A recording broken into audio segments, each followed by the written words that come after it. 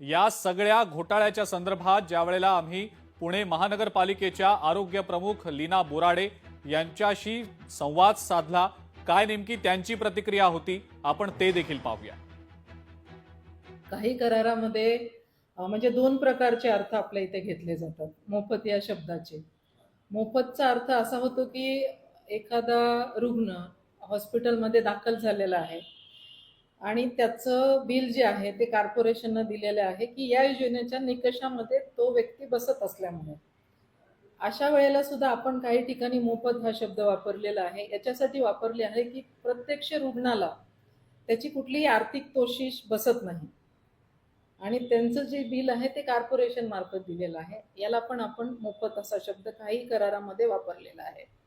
आणि काही करारामध्ये असं लिहिलेलं आहे की मोफत दिलं जाणार आहे आणि नंतर जे बिल आहे ते पुणे महानगरपालिकेमार्फत रिएम्बर्स केलं जाईल हॉस्पिटलला।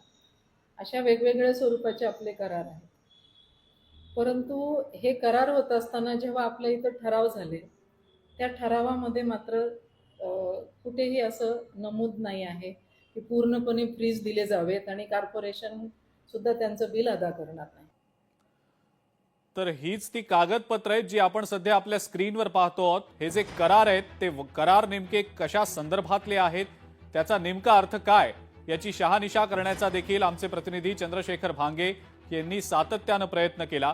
मात्र आपण सुरुवातीला या नेमक्या संस्था कोणत्या आहेत, ज्या संस्थांसोबत पुणे महानगरपालिकेने हा करार केलेला होता त्या संस्थांची नावं पाहूया। THS wellness private limited, Kamala Nehru hospital Rastapeth, Kadam diagnosis Shivshankar Pote hospital Padmavati, Krishna diagnosis lab Kamala Nehru hospital, vision next foundation Datta Walse Patil रुग्णालय Bhau Patil road Bopodi, Ecocells dialysis centre कै Chandumama Sonawane hospital Bhavani Peth,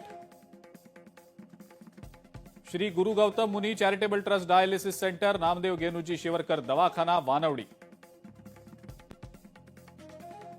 new global foundation dialysis centre Meenatai Thackeray दवाखाना कोंडवा,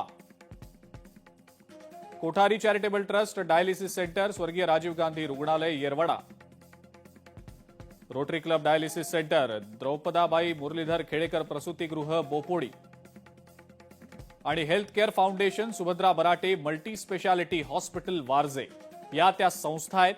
या 10 संस्था आहेत ज्या संस्थांसोबत पुणे महानगरपालिकेनं हा करार केलेला होता।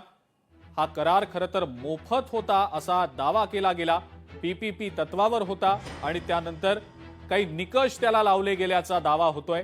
मात्र हा सगळा प्रकार अत्यंत संशयास्पद आहे असाच सध्या तरी दिसतंय। या सगळ्या प्रकरणामध्ये नेमकं काय घडलंय हे आपण जाणून घेणार आहोत आणि या संदर्भातल्या अपडेट्स देखील आपल्याला सातत्याने घ्यायच्याच आहेत। मात्र पुणे पालिकेतला हा आतापर्यंतचा आरोग्य विभागातला सर्वात मोठा घोटाळा असल्याचा दावा होतोय।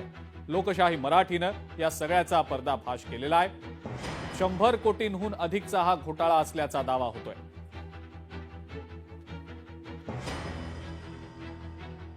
ही काही कागदपत्र आहेत ज्या कागदपत्रांच्या अनुषंगाने जो करार करण्यात आला पुणे महानगरपालिका आणि या 10 आरोग्य संस्थांमध्ये तो करार संशयास्पद आहे। त्यामागे नक्की काहीतरी गौड बंगाल आहे, काहीतरी काळबेर आहे हे स्पष्टपणे दिसतंय। जर मोफत उपचार करण्याची तरतूद होती तर मग 100 कोटींहून अधिकचा निधी का दिला गेला या संस्थांना असा सवाल आता उपस्थित होतोय।